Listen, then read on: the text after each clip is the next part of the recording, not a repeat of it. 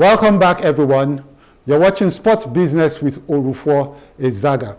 Today, we're talking about club football in sub-Saharan Africa and what we need to do to make our club football competitive to a global viewing audience once again. Joining us from Zambia is Joseph Chimpapwe. In Nigeria, there's Nelson Ine. And joining us from Ghana is Gary Allsmith. Joseph, I'm going to start with you, right? Tell us about what's going on in Zambia in terms of your league. What are you guys doing? I hear you guys are doing a good job in Zambia. And what more do we need to do in sub-Saharan Africa to make sure that we can boost the quality and popularity of our leagues, primarily first to our local audience? Ideally, we're a member of the Football Association of Zambia. Recently, we delinked from the Football Association of Zambia. In fact, come 1st July, we are starting our first financial year. And ideally, our vision is to become one of the best leagues in the world and to provide that commercial value for the benefits of our clubs. So coming along with that, I think basically our major aim is to, create value. As you know, value, unlike price, gets you the desired goal. We've come up with an aggressive strategy. We've come up with an aggressive business model. And I think we are very expectant. So far, so good. We've started on a good note. Just in 2 months, we've managed to get in two big partners, Betway, and yesterday we just closed the deal with Trade Kings. So ideally, in terms of sub-Saharan Africa, in terms of resources, I have a saying that if your preferable is not available, you make your available the preferable. We have this notion that, you see, it's only money that will make you succeed. One thing I've learned from our developed leagues, I had an opportunity of dealing with UEFA. And one thing I learned is that they are very strong on value addition. So we would like to, benchmark our operations on value addition. Without value, you can't get to your desired results. Okay. So let me ask Nelson in the studio. Nelson, you guys have been on the Nigerian Premier League now for 2 years. Yes. And what would you say the experience has been? How would you rate the experience? And what do you think is the future is looking like? Are you bullish or you're bearish? Well, considering from where we took off with the league and the experience so far, well, I'll say it was a bit challenging when we started with the league, given the situation on ground. But again, as the day unfolds, the expectations and the future is looking brighter based on our interaction with prospective partners we are talking to and what we'll be able to achieve in the last 2 years with the league. Quite a lot of improvements have been made, and the expectations from the fans are better now in terms of the integrity of the league and so many other elements of the league, in terms of the quality of play, the competitiveness of the league, which is also a very important factor. You look at the competitive balance amongst the clubs, it has improved significantly. So our expectation is that the first 2 seasons we've worked with the league, we expect that the 3rd season is going to be far better than what we have experienced in the last 2 years in all aspects of the league. So you think you guys are on track to making this, do you think the league is getting more popular in Nigeria? Yes, it is. It is. How so? It is getting more popular in Nigeria. Okay. It is. If you look at the increase in the fan attendance of matches now, and even the engagements in the social media community, you realize that there have been a lot of improvements, a lot of follow-up, and even something significant happened last week in Enugu, where Rangers played. So these are part of the things we are doing to bring value to the league and to ensure that we attract the relevant partners that will be working with us in the league, like my friend from Zambia said, it's all about value. Mm. So today, we have a league that we put the right structures in place in terms of transparency, in terms of accountability, and in terms of the human capacity development. So we are looking at all aspects of the league on how to improve on all those elements to ensure that it's supposed to be an ecosystem where all parties come to play to ensure they get value for their own participation in the ecosystem. Okay, so I hear you guys, right?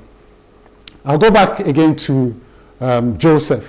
Joseph, how do you want to build value if you have inadequate capital? Ideally, what I believe in, trust is a modern currency of trade. You may not have the necessary capital, but you see, once you create trust among its partners, opportunities arise. I think one key area, I'll give an example in terms of infrastructure. Of course, it's quite costly, but one area that we can capitalize is what we call PPP. I believe it may be the same, the private-public partnerships. You get the big corporations, you partner with them, and in order to come up with the necessary infrastructure. Yeah, but of course, I spoke about finance. It's about creating the right culture, because you see, finance, you're just looking behind. What's done is done, you can't correct. But I believe there are two other benchmarks, perspectives you look at. The other perspective is stakeholders. Are you engaging with the right stakeholders? Yes. The funds, I can see there on the screen the lost funds, we'll speak to that. Are you engaging with the regulators? Yes. So you need to have the right relationship management. Then your processes. I think your processes will define your culture. Have the right processes. My colleague spoke about governance, transparency. That can only be attained if you have the right processes. And obviously, lastly, have the right people. Because, people are the only resource you can never own. You need to have the right people with the right energy who are going to energize. They will have the right age and obviously the passion. And I tend to define passion that it's a magic that never fails. Okay, so Nelson. Yes. He talked about stakeholders, yeah. right? The stakeholders are, you have government, you have the media, you have fans, you have investors, and who would you describe as the most important stakeholder in the ecosystem? Well, you cannot just take one stakeholder and say it's the most important stakeholder. Okay, so let me put it this way. From the point of view of an investor, who are you looking at as the most important stakeholder to you? Well, I would say the players and the fans. Okay. Because you see, for an important stakeholder like a partner, they are looking at the numbers in terms of value. Okay. Apart from the numbers, they are also looking at the kind of structures you have in place to drive the process. If those are structures that has the capacity to build on successive improvements over time, it's also very key for them, because they believe that if you have the right structures in place to drive the process, the tendency of the value of the property to grow is very, very high. The probability is very high. But if the structures are not in place, then the ability to attain some level of sustenance and consistency in growth becomes very, very challenging. So for the partners, we look at the fans, the players. When I mean the fans, in terms of the numbers, both on field and off field, the eyeballs, the number of people that have passion to watch the league. Then for the players, again, the quality of play, how they conduct themselves professionally on the field and even off the field is also very important for them, because everything comes into play to create value for the league. So those are the two key things they want to see. And again, they also want to see the system in terms of officiating also become a very, very important element they want to see in terms of fairness and equity, how the integrity of the officiating of the matches are being conducted, because that can be a very big problem if that aspect of the league is not properly managed. I'm going to come to that in the course of our discourse, because last week a popular Nigerian journalist battered the football industry, the football league in Nigeria. He tore into you guys, and we'll discuss to see what role the media should play in building sports in a country. How do we? The media is a very powerful stakeholder. Do you understand? They're supposed to sell what's going on in the country. Yeah, you should knock when things are going wrong, but when a powerful journalist decides to speak about what's going on, what would impact the investment of several people, several stakeholders, I think they should be a lot more careful about what they have to say. They should have their facts right before they say what they have to say. Now, Joseph, what's the media? What sort of support do you get from the media in Zambia? First, two things. He talked about the fans here as being very critical to success, and then secondly, I'm asking you about the media in Zambia. How supportive have they been in trying to sell the whole idea of the Zambian League to the Zambian public and then beyond? Of course, there is that support, but I think personally, I think there is great room for improvement. Because what I've seen, there is need for them to look at the strategic outlook of organizations. Okay. I'll give you an example. To date, I think the last 6 months, I've hardly had any of the media guys coming to us asking about our ethos. Do they understand our mission? Do they understand our vision, our values? None of them has asked about our strategy. Then I sit down and start thinking that I think they are more tactical in nature. And also what I've seen, there is more alignment towards the journalism part of it, unlike the communication. So I think communication is broad-based. And when you talk about, they also need to understand the essence of brand enhancement. If I'm talking about the brands, we are looking at the loyalty. Do we have the right loyalty from the fans, like my colleague alluded to? Is the awareness well enough? And obviously, the quality, in terms of quality, are we giving the right value to the fans? So I think there's great room for improvement. I've seen Gary there. I've just heard about him. I'm told he's a very no. Gary is very grounded, Gary. Welcome to the. Yeah, when I shared the program, everyone was there was that wow factor. How are you, Gary? So I think Gary. Thank you. Yeah, from the Zambian perspective, like I'm saying. It's a good time for you to join the discourse. Mm-hmm. We were talking about stakeholders in the sports ecosystem and the different roles that they have to play. So we're looking at media, for instance.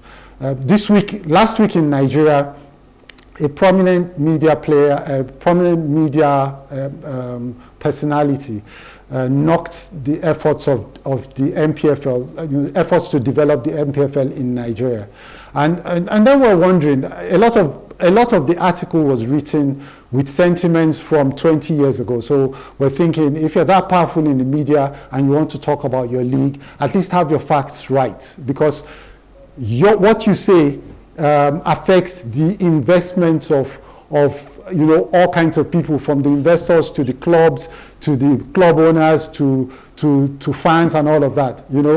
What role do you think the media, how do you think the media can help sub-Saharan Africa elevate its football, its football business generally? Well, historically, I've always argued, maybe from a biased position, that the media has probably single-handedly been the reason why the sports and the football ecosystem is where it is now. Okay.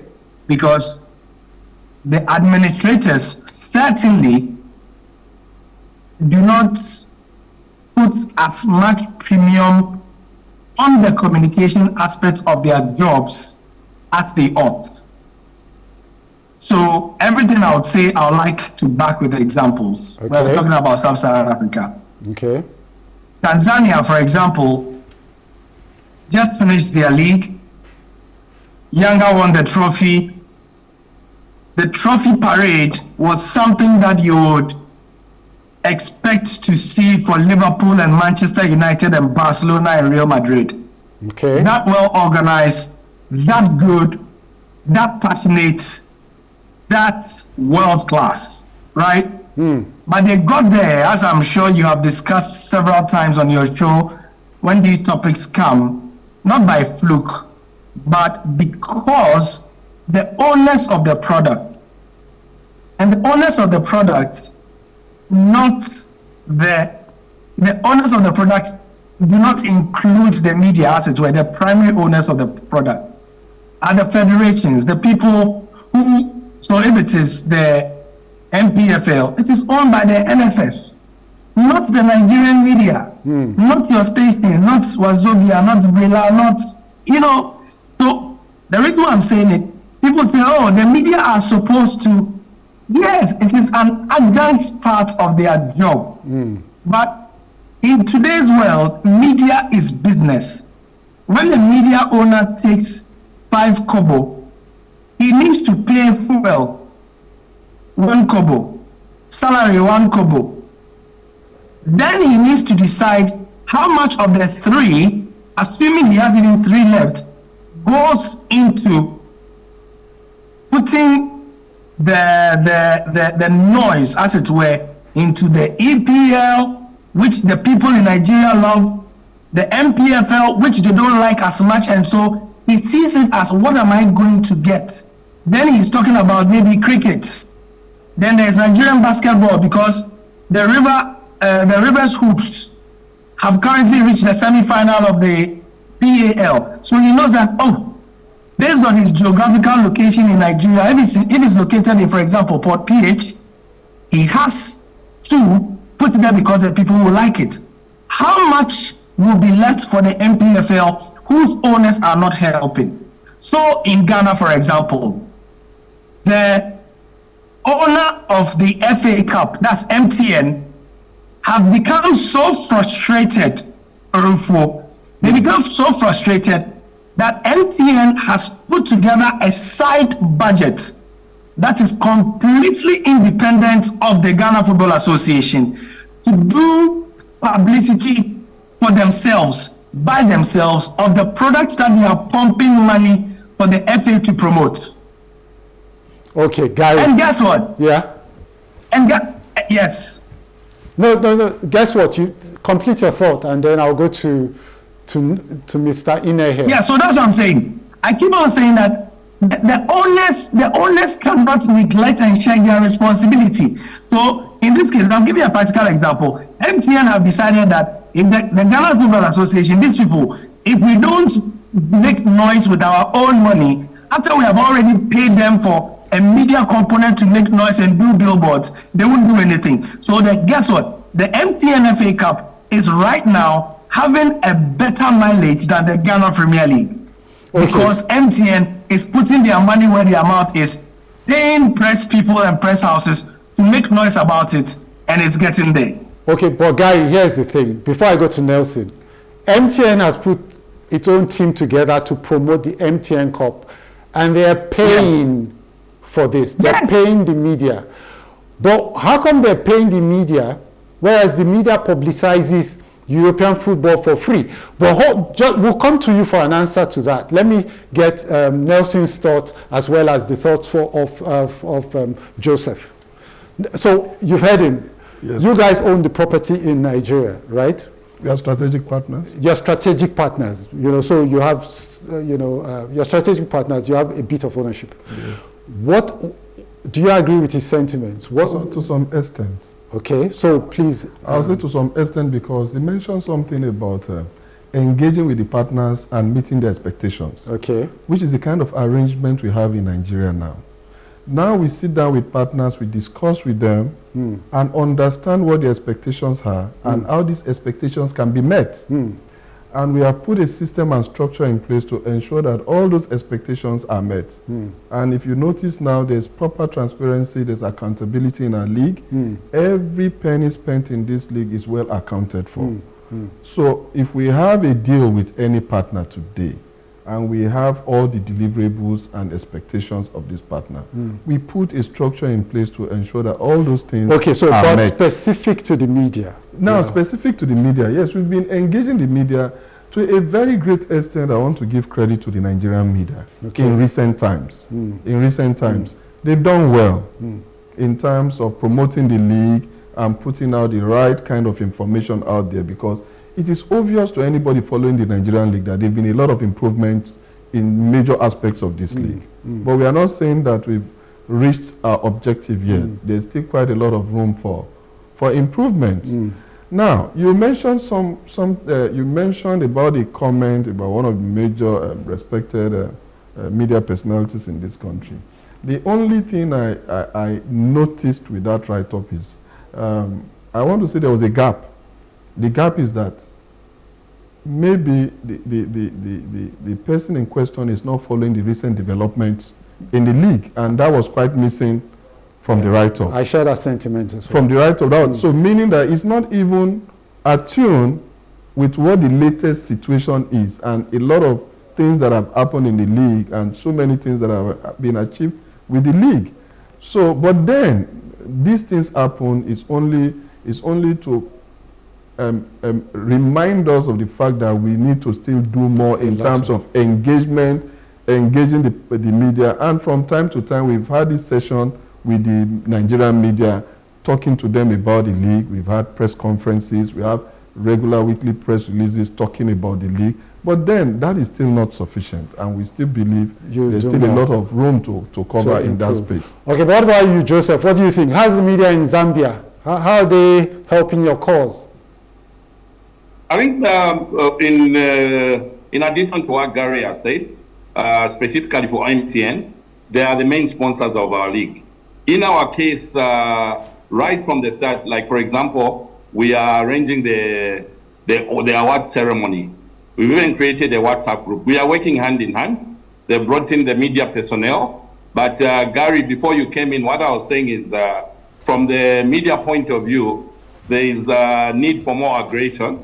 Probably we need more of Gary's across Africa, because I can see from his body language that he's quite aggressive. Before you came in, I was lamenting that having started the Zambian Premier League, we are just starting. I've never had any of the media guys coming to me asking about my strategy, asking about my business model, asking about my business ethos. By that I mean, what is my vision, what is my mission. It's a business as usual. I would like to see more of business as usual. People thinking outside the box from the media area. We are also introducing another cup, which we are calling the ZP, or Zambian Premier League Challenge Cup. In our budget, we've already budgeted for media. Even at the stadium, we find there is a media tribunal. No? The accreditation is always done. So I think in terms of interaction and relationship with our media, I could say it's all right. I can't complain. But obviously, there is always room for improvement. Okay, Gary. So can you close on this media aspect of so that we can go to other areas that we need to improve if we want to make... Yeah, so you asked me a question, so I'll touch on that for literally 1 minute before. Yeah. Now, when I say, for example, and there's something that was mentioned in the Zambian context that I need you to take cognizance of. Okay. That the money we're talking about pumping into the media is not necessarily that they are paying physical cash to the media. Okay. But investing in facilitation. Yes. Now, you know, I follow the Nigerian MPFL. What is changing now that was not there was that there is a will at least to meet the media halfway for information purposes. Because we all know that when a radio journalist or TV journalist sits behind the console, the least thing he needs, Orufo, is information. He needs statistics. That the game will be played at this match venue. That this player will be yellow carded. If he is yellow carded, he will miss the next game. Those basic things. You understand? So we in Ghana at least, we don't get that information from any official sources at all. Okay. So if you, the media, don't know, for example, the team manager of Team A, you call him to say, Baba, Can you give me any team news ahead of today? You are not going to get anything. Now, you mentioned why we do it for free for the EPL. Now, you might guess the answer. With the click of a button, when I go onto the internet, I will get more information about Burnley versus Southampton than I ever need for Remo Stars versus Sporting Lagos. Tell me I'm lying.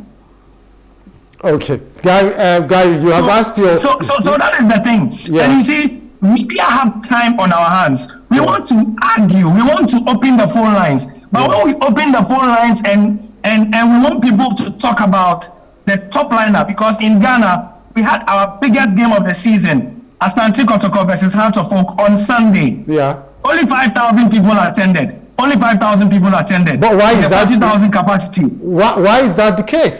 Because, okay, so several factors lead... There was no noise whatsoever. This was the game. There was no noise. And when I say no noise, I mean Orufo, there was no noise from the FA whatsoever on the game. They gave us nothing. We kept asking for access to the two teams just to go and create content. Yeah. What team said they want, they don't want any problem, so they shut the doors to the media. Not one media house. We have about 500 newspapers. We have about 300 radio stations in the country, or 300 TV stations or something. Not one was given access to the camps of these two giants to do free event coverage. Wow. Only Star Times was allowed to do that. How can we, and this was in the week that we were building up to other top European matches where the information was for free. So guess what?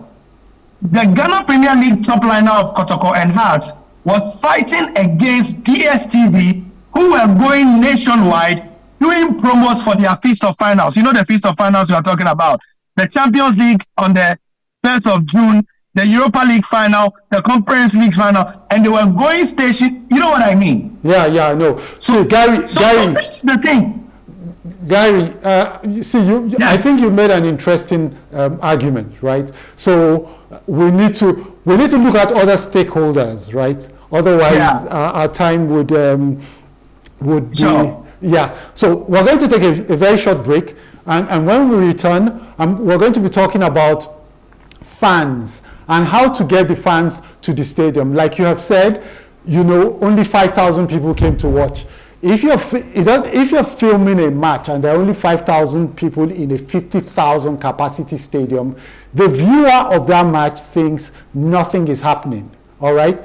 But if the stadium is full, then you can begin to get viewers around the world thinking it is all happening in Ghana. How do we get the fans into our stadiums? And when we come back after the break, we'll discuss this. Please don't go away. When we return, the business returns.